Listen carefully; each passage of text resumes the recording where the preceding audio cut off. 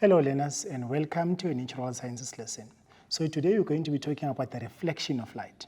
But before we start, did you know that although we can get black paint as a pigment, black is not actually a color of light, but black is the result of the complete absorption of light. So in this lesson, we're going to be talking about color, how we see color, and how light is reflected. Basically, we're going to be talking about light, how it is reflected, and how it is enabling us to see everything that we are seeing around us. However, before we get to talking about light, we need to now set a few goals that we need to achieve by the end of the lesson.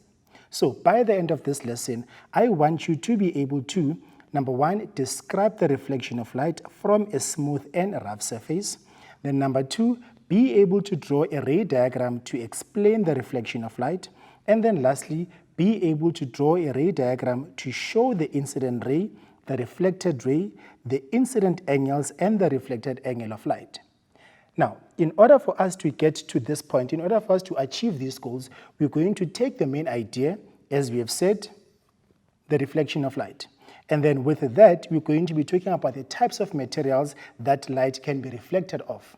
And then also going to be talking about the reflection of light, the actual reflection of light, that what happens when light is reflected. So, with this lesson, there are certain things that you know, and throughout this lesson, you're going to be now expanding on the knowledge that you already have. Now, with what you already know by now is that number one, you know that light travels through space at a speed of approximately 300,000 kilometers per second. You also know that a ray diagram is a drawing that shows the path of light. And then you also know that light travels in electromagnetic waves. And then you also know that the visible light spectrum is the light that we are able to see with our naked eye. So the visible light spectrum, it is that light that we are able to see with our naked eye. And then lastly, the white light that we see is made up of 7 different colors of the spectrum. So you're going to be expanding on what you know to take us from the known to the unknown. Now, with what we know, let's see if whether we can be able to answer the 2 questions that we are given here. Now, we are asked that we need to arrange the colors of visible spectrum in order of increasing frequency.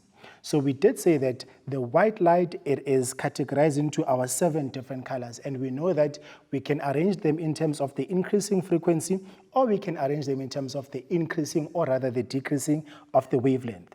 So we know that the white light now, when it breaks into 7 different types of colors, those colors are your Rooikweight. Remember to always just think of the Rooikweight, whereby the R stands for the red, and then the O is for the orange, Y is yellow, green is blue, G is green, B is blue, and then I is indigo, and then the last one is V for violet. So what do we have? This is what we have. Our colors are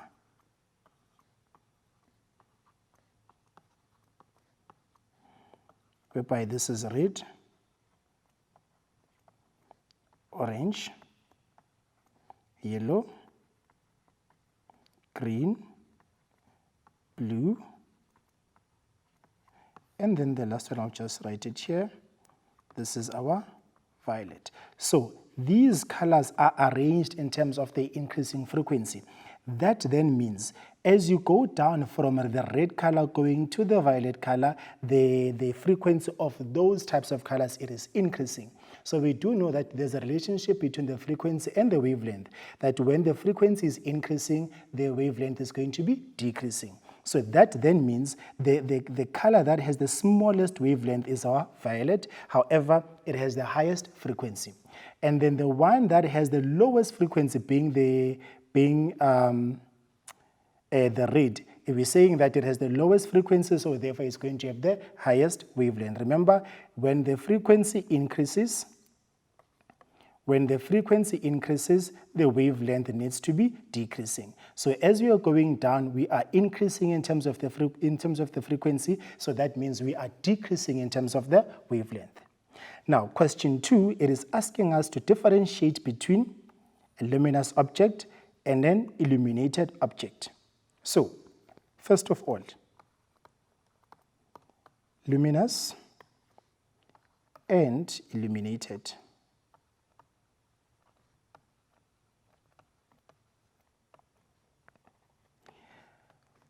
What we need to take note of here is that when something is luminous and when something is illuminated, if something is illuminated, that means that that object has an ability of reflecting light.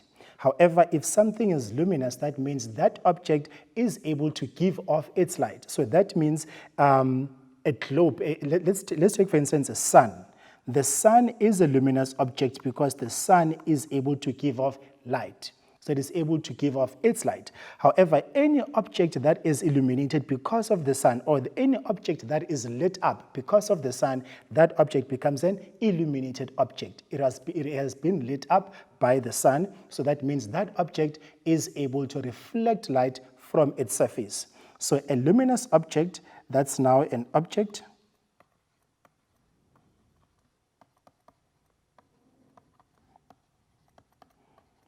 that gives off light, whereas an illuminated object, that's now an object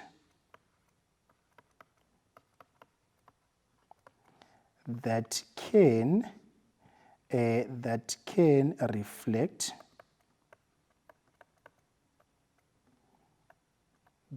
reflect light. Let's just write it nicely. That can reflect light. So now that's just the difference between the two, that if something is luminous, it can give off its natural light. However, if something is illuminated, that means that something or that object, it is going to be able to now to reflect the light from its surface. So throughout this lesson, we're going to be making use of words such as reflection, normal line, angle of incidence, and also the angle of reflection to better explain the main idea. As we have said, the main idea is going to be the reflection of light. So to better explain the reflection of light, you're going to be making use of these words, and they might be new to you, and some of them maybe they may not be new to you. So now, before we start going into our next concept or our first concept, let's just quickly go for an ad break, and I will see you just after this.